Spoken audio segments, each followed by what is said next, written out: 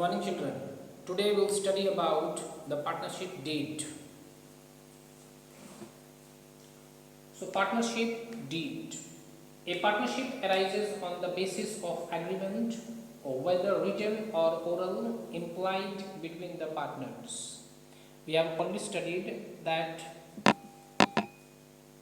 a partners run their business by making an agreement among themselves or between themselves, whether that agreement may be written or in an oral form. The written agreement containing the terms and conditions of the partnership is known as partnership deed. So that written agreement which contains the terms and conditions of the partnership, that paper or that agreement is called a partnership deed. The partnership deed basically contains 12 things. The first is name of the firm. Second, it contains nature and location of the business. Third, duration of the business. Fourth, investment made by each partner. Then fifth, it contains distribution of profit and losses. Then sixth, duties and obligation of the partners. Seventh, salaries and withdrawal of the partners.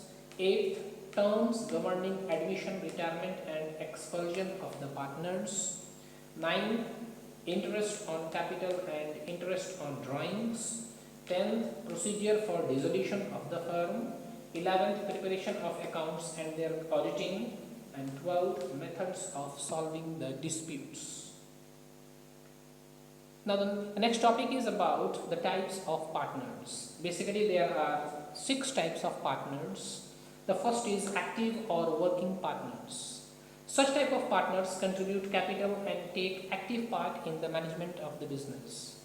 So active or working partners, they contribute money or capital to the business and also they take active part in the management of the business or management of the company or the firm.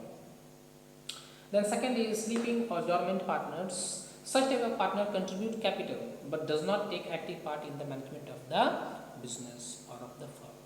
So they contribute the money but actively they are not engaged in the management of the business.